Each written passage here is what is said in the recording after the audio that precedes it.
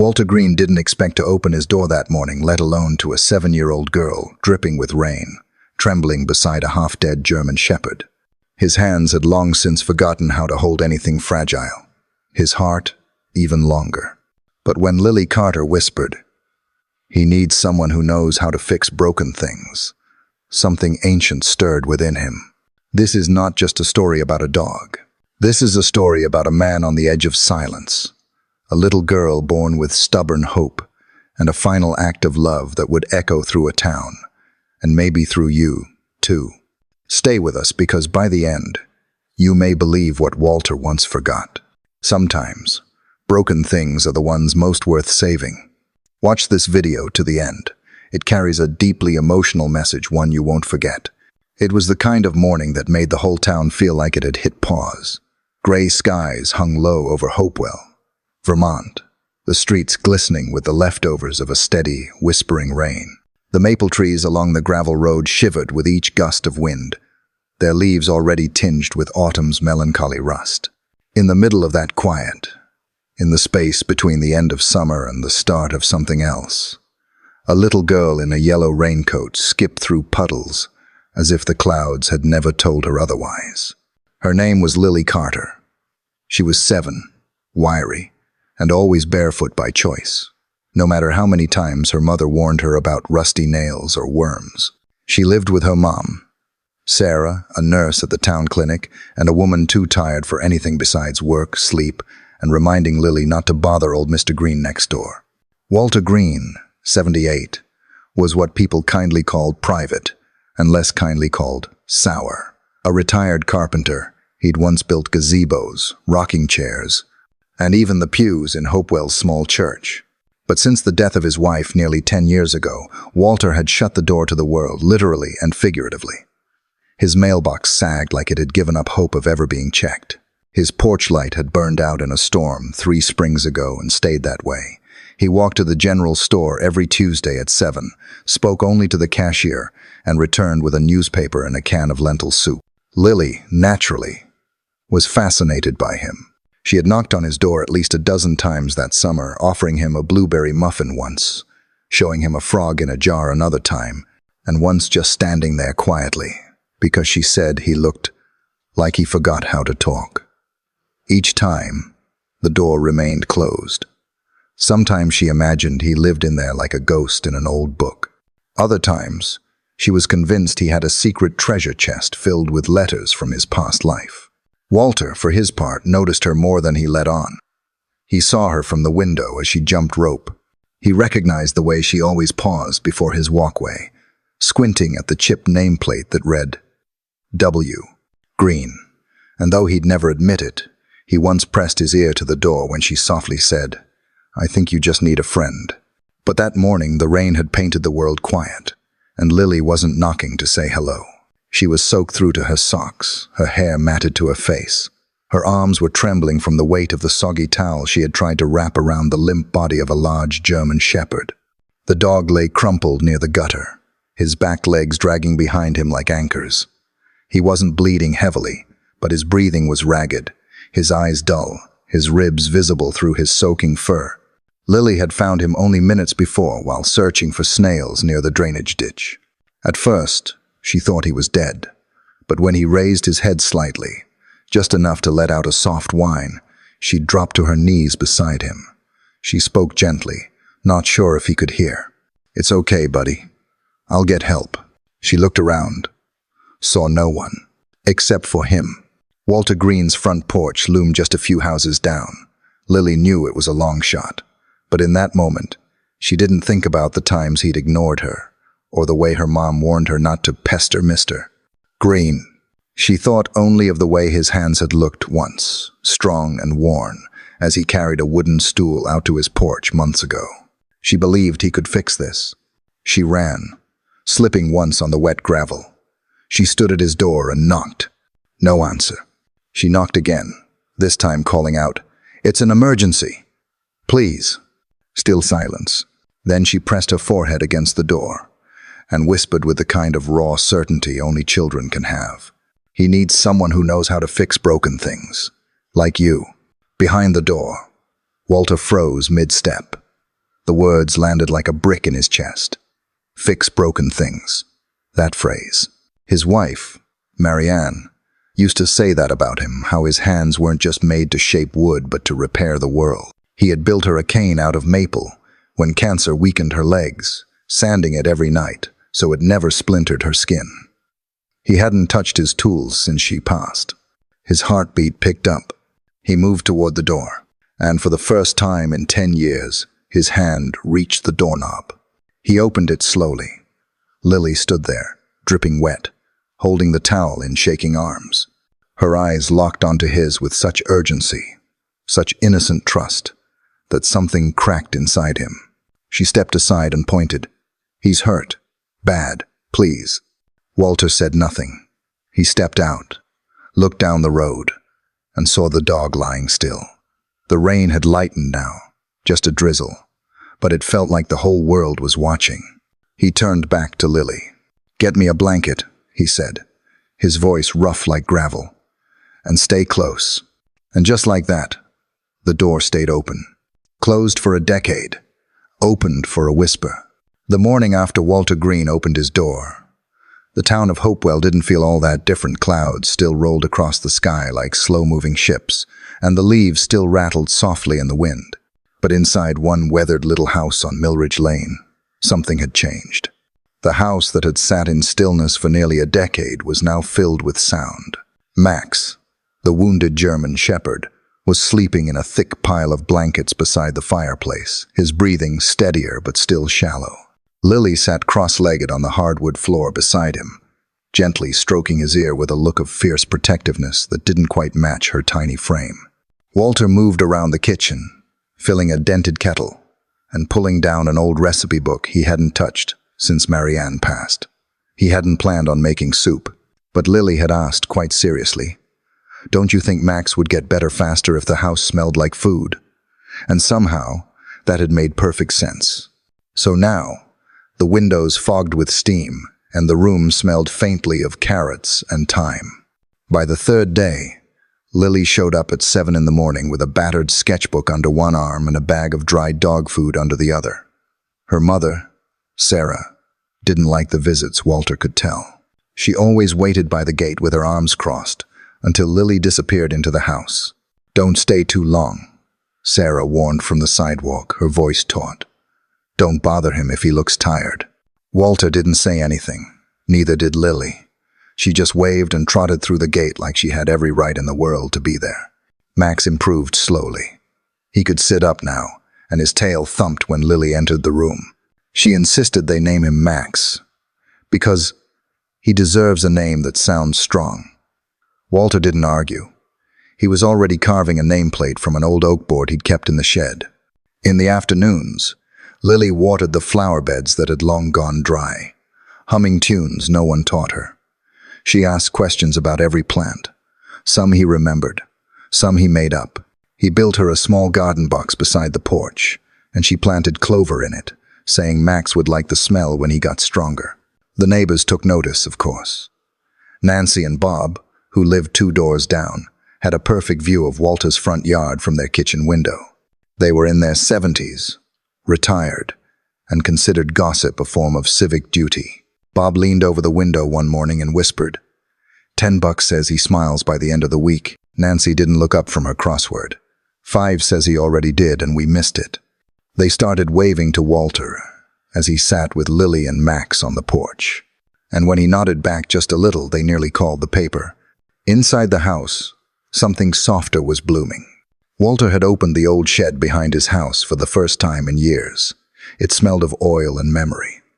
Inside, dust-covered tools hung neatly on hooks, waiting. One morning, as Lily helped him sort through cracked flower pots and scraps of wood, she discovered a box wedged beneath a canvas tarp.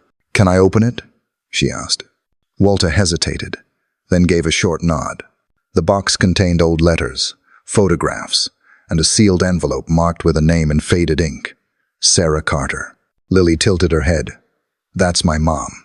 Walter sat down slowly on a stool, his shoulders suddenly heavy. The noise of the world seemed to vanish behind the pulsing beat of one memory. "It's a letter I never sent," he said quietly. Lily didn't move. She watched him, her hands resting in her lap, still as stone. 8 years ago, Walter began. Your father had a heart attack, right outside that corner store. He paused. A sparrow landed on the window frame, chirped, then flew away. I was there, he continued. I saw it happen, but I didn't know what to do. I froze. I thought someone else would help. I stood there too long.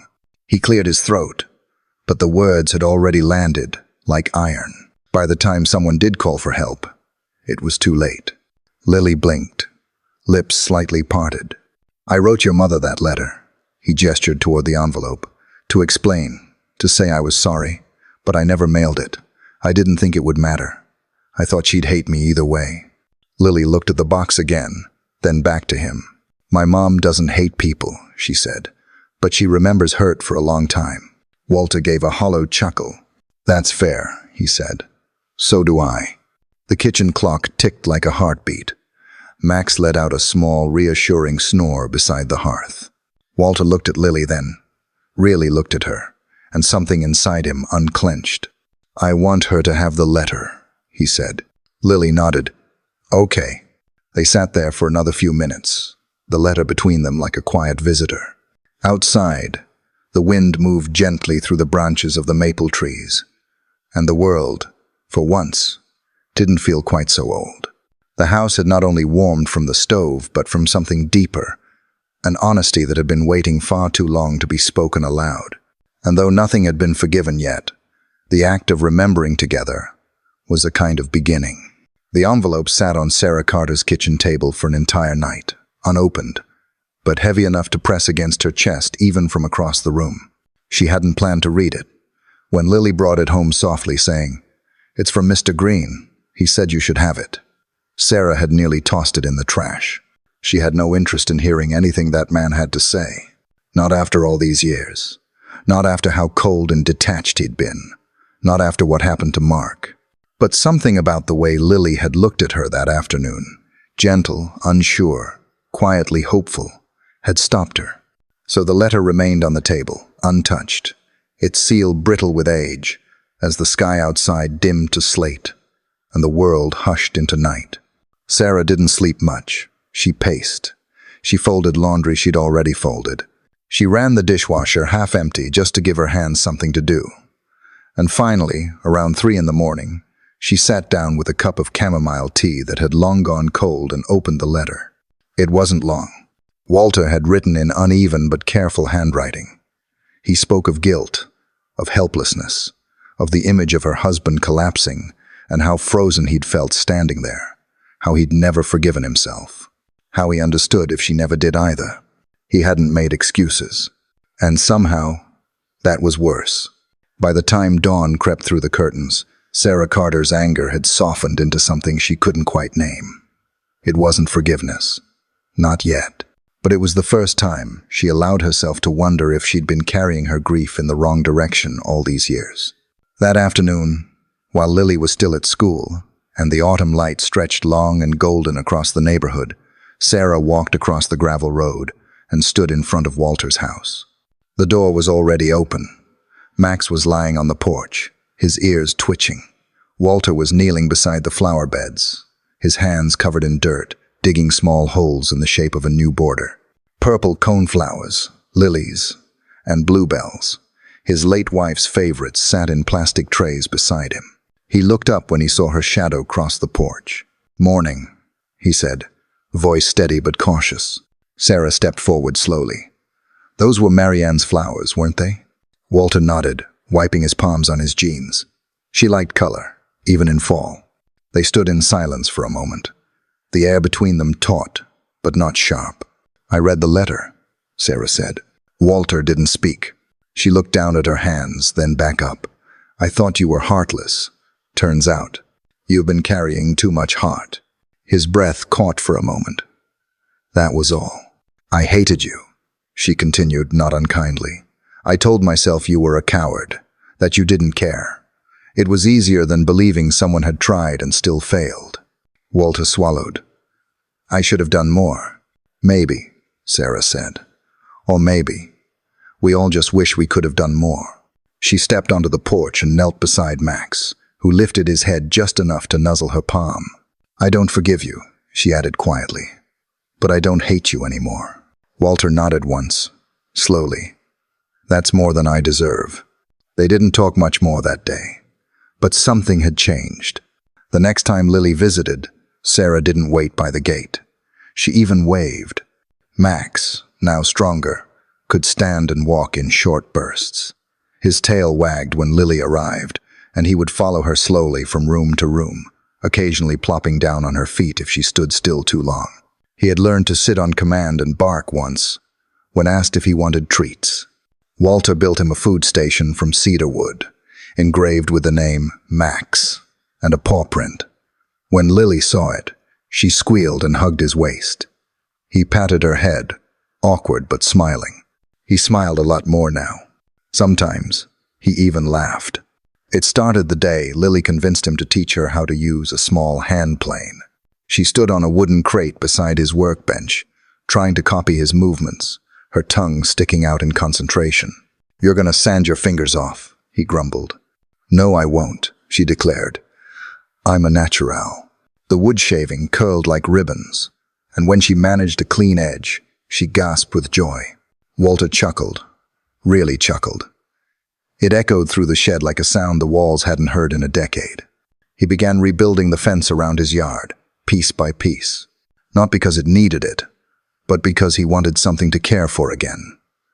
He fixed the squeaky back door, oiled the gate hinges, and replanted the vegetable patch, even though it was already late in the season. He brought out Marianne's gardening gloves and left them on the railing, not for use, just for remembrance.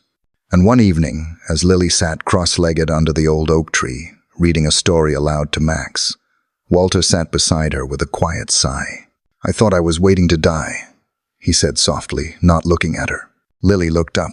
Walter continued, "You reminded me I forgot how to live." Lily didn't respond. She just scooted closer, resting her head against his arm. Max, now snoring gently, rolled onto his back, legs in the air, as if the whole world had become soft and safe again. That night, Walter lit a fire in the hearth, not because it was cold, but because it felt good. The flicker of the flame reflected in the window pane, and for once the house didn't look haunted. It looked warm. Outside, the wind rustled the trees, and the sound was no longer lonely. It was music. The sun was warm that afternoon, casting golden streaks across the yard where Max chased a moth through the flower beds. Lily clapped and giggled as he hopped clumsily over a patch of clover, his back legs still a little slow but stronger than ever. Walter, seated on the porch steps with a mug of black coffee, allowed himself to believe, for just a few minutes, that the world was okay again. But peace is fragile. Max let out a soft yelp mid-step and collapsed into the grass. Lily screamed, "Max!" Walter dropped his mug. It shattered against the porch as he sprinted across the yard, knees aching, heart hammering harder than it had in years. Max lay twitching, eyes wide, chest heaving as if the air around him had turned to stone. Walter dropped to his knees, hands trembling, unsure where to touch. Lily crouched beside him, crying, "Do something. Please do something." Walter didn't speak. He just scooped Max into his arms, still light despite his size, and ran. The vet's office was across town, and Walter didn't wait for Sarah or a ride. He got into his rusted pickup, Lily climbing in beside him with red eyes and clenched fists. The tires screeched out of the driveway. Neither of them spoke. Max lay across their laps, breathing in sharp, uneven bursts. At the clinic, the staff moved quickly. Max was whisked away on a stretcher. A young vet named Dr. Hale, with tired eyes and kindness in his voice, promised they'd do everything they could. Walter sat in the waiting room with his head in his hands. Lily sat beside him, silent now, hugging her knees to her chest. The clock ticked like a slow metronome. The coffee machine in the corner hissed. The room smelled of antiseptic and old carpet. An hour later, Dr. Hale returned, gently wiping his hands with a paper towel. "It's not the injury," he said quietly. "Max's spine has healed well thanks to your care. But there's something else." Walter looked up, bracing himself. "He has a congenital heart defect. We ran tests after the collapse. His heart's enlarged and irregular. The stress of movement likely triggered it. He doesn't have long. 3 to 6 months, maybe. As Lily let out a sob. Walter closed his eyes, his jaw locked. There is, Dr. Hale added carefully, an alternative. They both looked up. There's a medical institute out of state, the Canfield Research Foundation. They're running an experimental program on canine cardiac regeneration, stem cell therapy, assisted heart mapping. It's new, but they've had some success. Max qualifies. Walter blinked. What would that mean? They'd take him for treatment immediately. Intensive observation. Controlled environment. But he hesitated. The protocol doesn't allow for visitors. Not for the duration. How long? Walter asked. 6 months. Maybe longer. The words hung in the air like dust. Lily stood slowly. So he'd be alone? Dr. Hale nodded. Yes. Her lip trembled. No one can pet him? No one can say goodnight? I'm sorry. It's strict. Walter sat like stone, arms crossed, staring at the floor. Back home, the house was quiet. Max was sleeping in the corner, exhausted, unaware of what had been discussed. Lily refused to eat. She sat at the kitchen table, arms crossed. Walter stared at the letter from the Research Institute, unread, sitting on the counter. That night, after Lily had gone to sleep in the guest room, Walter stepped outside with a glass of water and walked toward the small bench near the oak tree. The stars blinked above like a distant choir.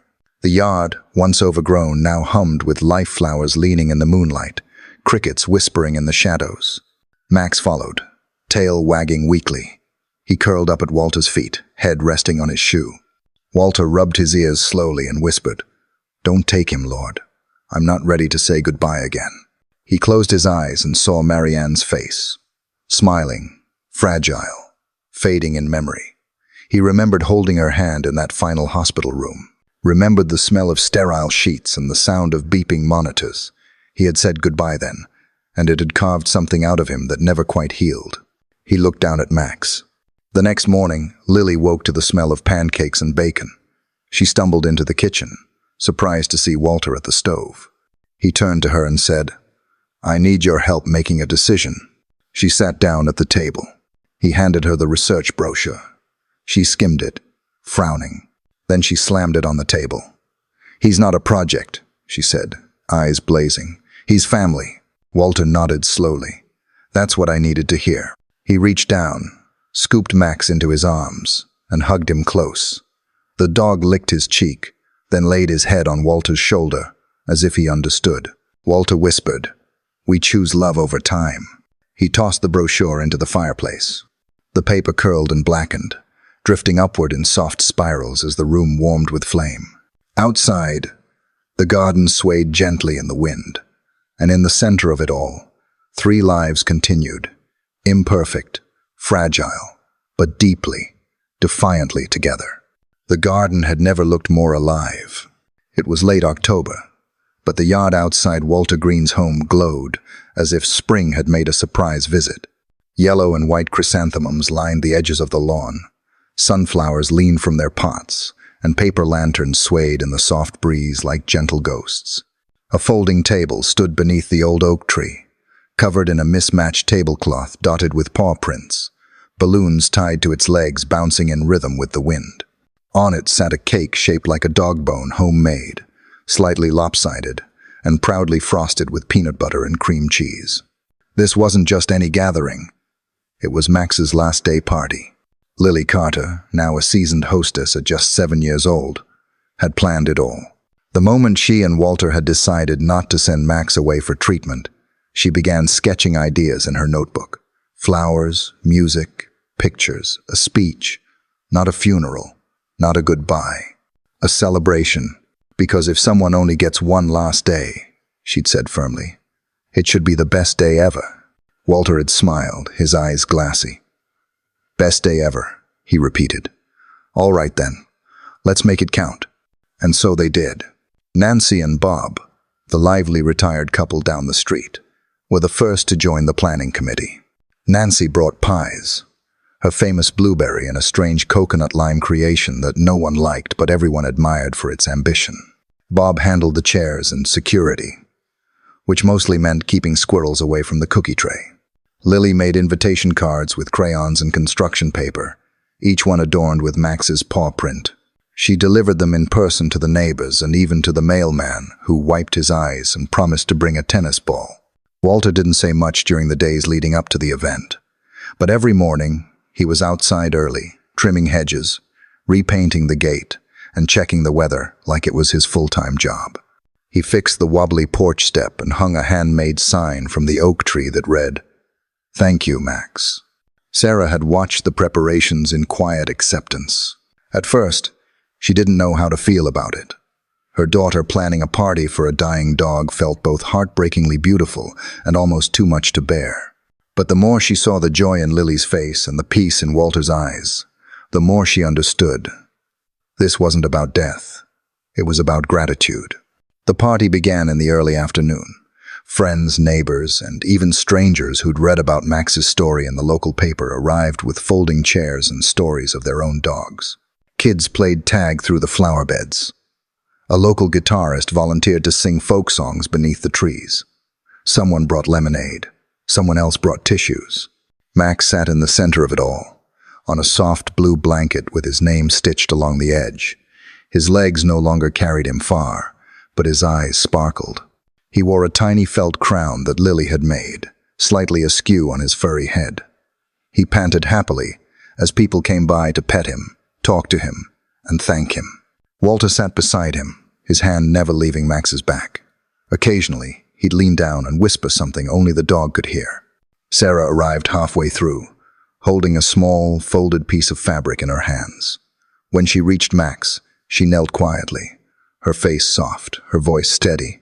"This belonged to Mark," she said, placing the faded red rescue scarf around Max's neck. "He wore it on every search and rescue run. His dog was named Duke. You remind me of him." Max licked her hand once. That was enough. Lily stood up on a small wooden crate near the picnic table and clapped her hands. "Everyone, it's time for cake." Laughter rippled through the crowd as Nancy lit the candles. Instead of numbers, there were 7 tiny paw-shaped flames. Lily helped Max blow them out with a gentle wave of a paper plate. Then Reverend Thomas stepped forward, his hands clasped, his voice calm and clear.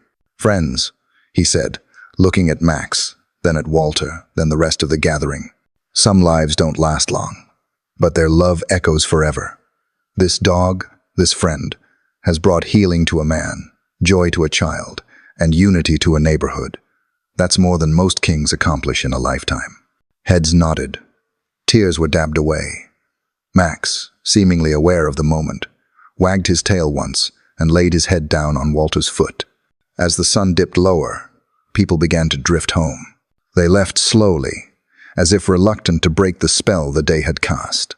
One by one, they thanked Walter, hugged Lily, and gave Max one last scratch behind the ears. By evening, the lanterns still glowed, and the garden held the quiet of a house where love had filled every corner. Inside, Walter placed Max on the rug near the fireplace, wrapping him in a warm blanket. Lily curled up beside him, reading aloud from a dog-themed storybook, her voice steady despite the weariness in her eyes. Walter watched them for a while, his hands folded on his knees, then stood and walked out to the porch. He looked up at the sky. The stars had just begun to pierce through the twilight. The oak tree's branches swayed above, and somewhere in the distance the wind carried the faint sound of someone playing guitar again. He stood there for a while, breathing in the night. The next morning, just before sunrise, Walter woke with a start. The house was still, too still. He walked quietly to the living room. Max was curled in the same spot, blanket still tucked under him, Lily's book still open beside him. His chest no longer moved. His eyes were closed, his mouth relaxed, peaceful. Walter dropped to his knees. He placed a hand gently on Max's fur, still warm. No struggle, no fear, just stillness. He sat there for a long time. No tears, not yet. Only silence. The kind that doesn't echo. Later that morning, He wrote on the back of the wooden sign in the garden, "Thank you for staying long enough to teach us how to let go." Then he placed Max's crown beside the flowers and closed his eyes. The morning after Max passed, the world felt quieter than usual. Not just the house, though the silence inside Walter Green's home felt impossibly loud, but the entire street seemed to move slower, as if the wind itself was mourning. Walter didn't say much. He spent the day tending to Max's corner in the garden, placing smooth stones around a simple wooden sign that read, "Thank you for staying." Lily helped, silent but purposeful, planting small forget-me-nots around the edges, her hands smudged with dirt and grief. That night, Walter sat at the old kitchen table with a yellow legal pad and his favorite black pen. The words came slowly at first, but once they did, they poured from him like water from a broken dam. He wrote about Lily, the bright, stubborn girl who knocked on his door and never stopped believing there was still something left in him to save. He wrote about Max, the injured, discarded dog, who had given him a second chance at loving something deeply. He wrote about Marianne, his late wife, her garden, her laughter, her cane carved from cherry wood, and the long silence that followed her absence. And he wrote about forgiveness, how it came not in a wave but in slow, quiet moments, in soup shared between generations, in laughter rediscovered, in paw prints on porch steps. The letter was addressed simply, "To the editor, Hopewell Gazette." It ran on the front page 3 days later under the headline, "The Dog Who Healed Us." Within hours, copies were pinned to bulletin boards across the state. Within days, a national news blog picked it up. By the end of the week, Walter's phone rang with a producer from Good Morning America asking for permission to share the story. Walter declined the interview but agreed to let the story be told. He wasn't interested in fame, he only wanted Max's name to be remembered, even if briefly. The town of Hopewell felt it too. Something had changed. Strangers dropped off dog treats on Walter's porch. School kids mailed hand-drawn cards to Max's family. And people from neighboring towns started driving in just to see the garden, the sign, and the house that had suddenly become a symbol of something gentle. It might have ended there, a quiet, heartfelt legacy wrapped in flowers and memory. But the world, of course, rarely leaves things untouched for long. 2 weeks later, an official-looking envelope arrived, bearing the seal of the Hopewell Town Council. It was a notice.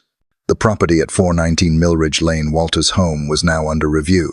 The letter cited an expired permit, outdated zoning, and a proposal attached, a redevelopment initiative headed by Mayor Charles Collins, suggesting the land be absorbed into a new multi-unit residential project aimed at stimulating economic growth.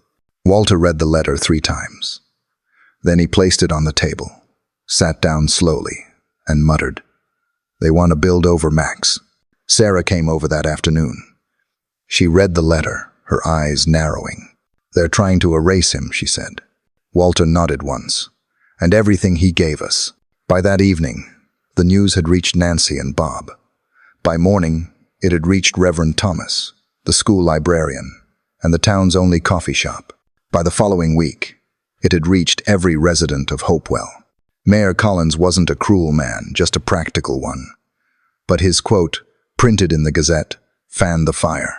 "We can't let a dog's ghost hold back development." Those were the words that broke something open. On Sunday, Walter opened his door to find over 50 people in his yard. Lily stood out front holding a poster board that read, "Max's Porch Matters." Children wore painted t-shirts with paw prints. Someone brought a guitar. Reverend Thomas led a moment of silence followed by a short speech. "This is more than a house," he said. "This is a place where healing happened. That should count for something." Over the next 2 weeks, petitions were signed. Town meetings were packed. Local radio stations aired interviews with neighbors. Students at the middle school made a short film titled "A Dog's Purpose in Hopewell." Walter, reluctantly but resolutely, hired a lawyer. Sarah helped with the paperwork.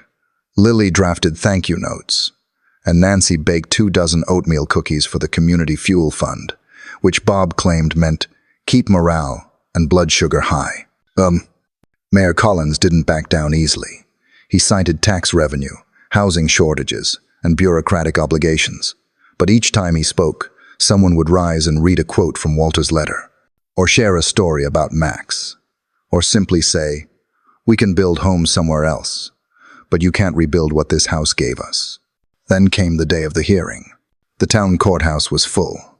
The judge, a woman in her 60s who had grown up in Hopewell, listened patiently. Walter spoke softly. Lily stood beside him, holding Max's old red scarf in her hands. In closing, Walter said only this: "I don't have much left. I'm not asking for a statue or a street name. I'm asking that this house remain what it became because of a little girl, a hurt dog, and a bit of grace. I'd like it to be a place where others can find what we found: peace." The judge deliberated for 30 minutes. When she returned, she read the ruling aloud. "The property at 419 Millridge Lane shall be preserved and converted, per Mr. Green's request, into a community sanctuary for animal rescue and intergenerational storytelling. Henceforth, it shall be known as Max's Porch." Applause erupted. Walter wept quietly. Sarah put a hand on his shoulder. Lily beamed, her grip on the scarf tightening. Later that evening, as the sun dipped below the horizon and the town slowly settled back into its peaceful rhythm, Walter walked out to the porch and sat in his usual spot. The wooden sign still stood in the garden, now surrounded by fresh flowers and new stones etched with messages from neighbors. He looked out across the yard at the porch that would now hold new stories, at the swing Sarah helped install for visiting kids, at the wooden bench marked, "In loving memory." Oh, and for the first time since Max passed, Walter smiled, not because something had been saved, but because something had been shared. The house was still standing, the memory was still alive, and Hopewell had decided, together, that some legacies didn't need marble to endure. They just needed to be loved. The seasons shifted gently after the court ruling, as if even time itself was taking care not to disturb the peace that had settled over Millridge Lane. The flowers in the garden bloomed brighter than before. The swing on the porch creaked softly in the breeze, and the wooden sign bearing Max's name stood proudly, now protected by the town, the law, and love. Walter Green spent most of his days just as he had before, quietly, with purpose. But now, his solitude was different. Not empty, not bitter, just still. He tended the garden, sanded benches for guests, and kept a jar of treats on the porch for visiting dogs. Children would sometimes knock, ask questions about Max, and sit with him while he told them stories not only about the dog, but about the life he had lived before losing, and then learning to love again. He never spoke about his health, though Sarah suspected something was changing. His movements were slower, his hands sometimes shook, but his eyes were clear, and his smile soft. Small but steady remained constant. It was a chilly spring morning, 6 months after Max's celebration, when Walter didn't come out to tend the roses. The sun was already warming the porch by the time Sarah knocked. There was no answer. She entered gently, calling his name. He was in his armchair, beneath a light blanket, his glasses slipped to one side, a book closed on his chest. On the small table beside him sat a framed photo of Max with Lily, and tucked into the frame was an envelope marked in careful handwriting. For Lily. Walter had passed in his sleep, peacefully, quietly, with everything he had once lost now somehow returned to him. Hopewell mourned deeply. The town gathered on a crisp Saturday morning under a white canvas tent near the garden. A hand-carved chair was left empty beside Max's memorial. Sarah read a short tribute, her voice steady but heavy. Reverend Thomas spoke of healing and grace. Bob told a story about Walter yelling at squirrels. Nancy cried through every word and brought enough pie to feed 50 people. Then Lily stepped forward. She was taller now, her hair pulled back in a braid, her voice clear as the morning sky. She held the unopened letter in her hands. She paused, then unfolded the paper. Her voice wavered only slightly as she read. To the little girl who fixed what no doctor could, an old, tired heart. You knocked on my door when I had no reason to open it. You walked into my life carrying a broken dog, and left carrying every piece of me that still believed in joy. I don't know what happens after this life, but I hope wherever I go, Max is waiting. and I get to tell him again how proud I was to know you. Take care of the porch, the flowers, the stories. But more than that, take care of your own brave little heart. Because one day, someone else will need you to fix theirs. All my love, Walter. The silence afterward was full and whole, not empty, but full of memory. Lily folded the letter, placed it gently in her coat pocket, and sat down beside Sarah. The town exhaled together. In the years that followed, Max's porch became more than a place, it became a movement. Children from nearby schools visited on field trips to learn about kindness and connection. Elderly neighbors stopped by just to sit and tell a story, their voices often cracking but never unwelcome. Out-of-towners came looking for the bench, the swing, the sign. Many of them left behind notes, sketches, old collars, or tiny wooden tokens. Sarah opened a veterinary clinic next door, a small but vibrant space called Maxwell Animal Wellness, named not for grandeur, but for the quiet strength Max had shown in his final months. She worked long hours, always keeping the porch in view. Every Sunday afternoon, Nancy and Bob hosted Dog Tails and Grandpa's Tea, an informal gathering where people sipped hot drinks, told pet stories, and sometimes just sat in silence, listening to the wind in the trees. Bob wore a bow tie. Nancy always brought pie. It became a tradition that no one wanted to miss. Lily, now a teenager, spent her weekends volunteering at the clinic, organizing story hours for kids, and occasionally speaking at schools about grief, love, and the power of second chances. She kept Walter's letter in her top drawer, folded carefully, edges worn but intact. She never needed to read it twice. Every word was memorized. One afternoon, 5 years to the day after Walter's passing, a small ceremony was held under the same tent in the garden. No speeches were prepared. No stage set. Just a moment to honor a man, a dog, and the girl who had changed them both. Lily stood once again before the town. Her voice was stronger now. She said simply, "It's never too late to love, and never too early to heal someone else." And then she stepped back, letting the breeze carry her words across the garden, through the trees, and out into a world still in need of healing. The porch remained. The flowers bloomed again. And somewhere in the wind, if you listened just right, you could almost hear a tail thumping, a man laughing, and a little girl knocking on a door that had, once upon a time, been locked to the world. And so, a girl's knock became a doorway. A wounded dog became a teacher. And a man who had once closed his heart learned to open it again, not through miracles, but through quiet acts of courage. Years later, as children laugh on Max's porch and elders sip tea beside carved benches, we remember Walter Green not just as a man who lived alone, but as a man who dared to love one last time. Like Maya Angelou once said, "People will forget what you said, forget what you did, but they will never forget how you made them feel." This story is not fiction. It's a mirror, a reminder that healing doesn't always come from doctors, and strength doesn't always bark. It walks beside us quietly, wagging its tail. If this story touched you even just a little, please subscribe to Valor Tails. Let's reach 5,000 subscribers, not for numbers, but to grow a community where stories like Walter's and Max's are never forgotten. Your comment below may help someone else heal. What moment in the story meant the most to you? Share it. Pass it on. Keep the door open.